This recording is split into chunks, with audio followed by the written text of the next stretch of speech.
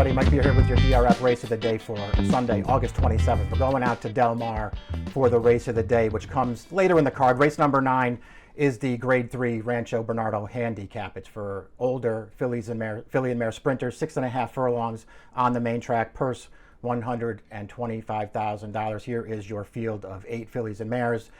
Remember that you can scan that QR code that you see on your screen right now for free access on your mobile device.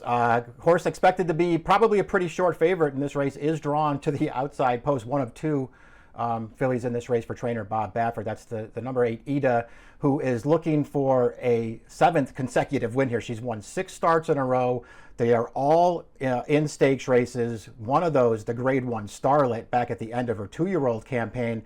Following that Starlet, we only saw her once as a 3-year-old. She won the Grade 3 Santa Isabel that day with an 88 buyer, missed a ton of time, over a year away from the races after that, but she's come back off the layoff for Baffert and has looked no worse for wear. She's 2 for 2 off the layoff with a Grade 2 win in her most recent start going this distance. She is clearly the horse to beat in here, but there are some other fillies in this race who have a little bit of potential, a little bit of talent. So it's not like, I don't think you're going to look at this race and just handicap it and think Ida can just, sort of show up over there and win this race. I think she's going to have to run a little bit to win, but make no mistake about it, she is the horse to beat here in the race of the day on Sunday. Let's take a look at the time form US pace projector, and this sort of is one of the reasons why Ida is such an effective horse going these shorter distances, because she has good speed. She's drawn on the outside here.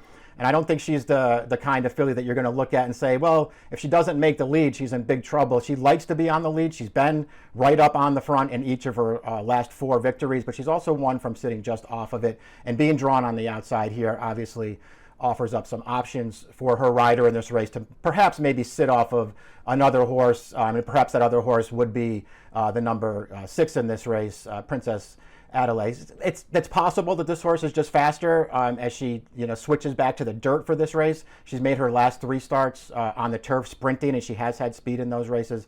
But she's won on the turf before. She's run some okay figures on the dirt before, and she has shown speed in those races. So maybe she goes to the front, forces Ida to sit on the outside a little bit, and we'll see if that makes any difference at all in this race. Let's start off by talking about the horse down on the rail, Kirstenbosch. I'm a real big fan of Kirstenbosch. I think she's probably a little underrated. Wins have been, I guess you would say, a little bit hard for her to come by.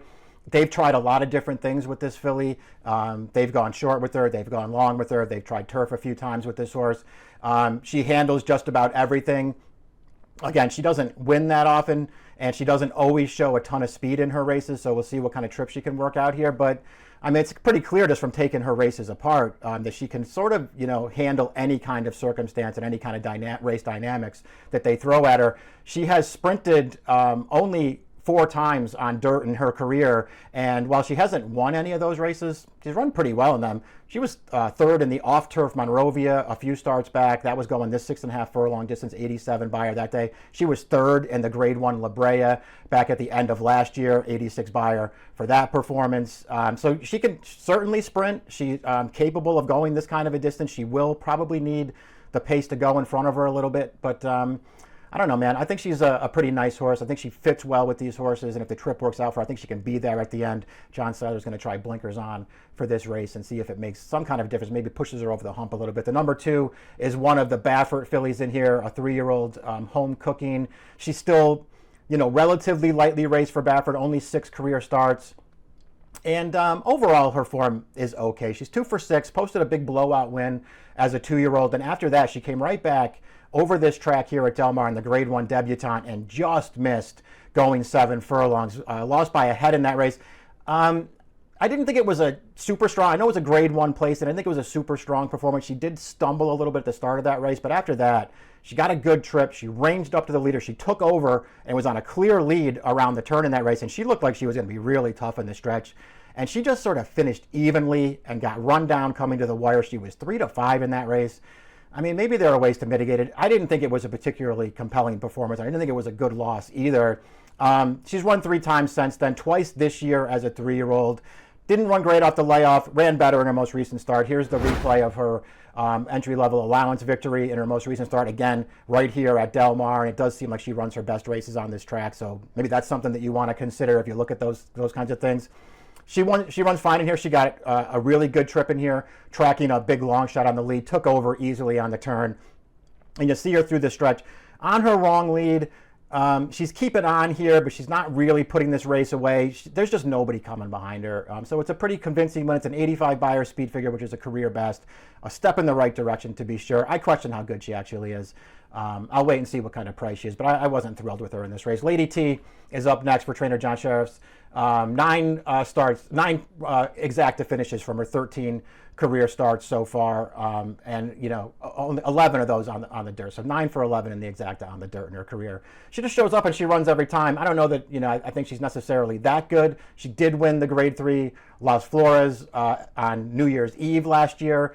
Going 6 furlongs. She ran fine that day, just sort of took over late and got away from that field. It was only a 77 Beyer speed figure. She did run some faster races earlier on in her career, and then she came back off of a layoff for her most recent start at the end of July here at Del Mar going 6. We'll take a look at the replay of this race. You'll see as this field comes into the stretch, it's a 5-horse field, and all of them are right there lined up inside the final furlong. Everybody's got a shot at this race. It's Lady T who will stay on gamely, and she will ultimately prevail at the end of this thing.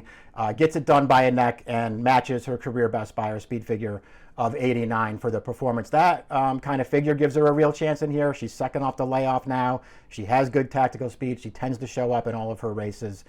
She's a horse who's not that hard to make a case for. I kind of felt like she'd probably need to catch a break or two to win here, but that's certainly far from impossible. She's definitely a contender in this race. Up next is Olivia Twist. She's going to go turf to dirt in this race for trainer Todd Fincher, and she's off of a little bit of a layup. They tried a Grade 2 on the grass last time. It didn't quite work out. She was a big price against a really nice filly in that race, and she just wasn't quite good enough. She's probably a better dirt horse.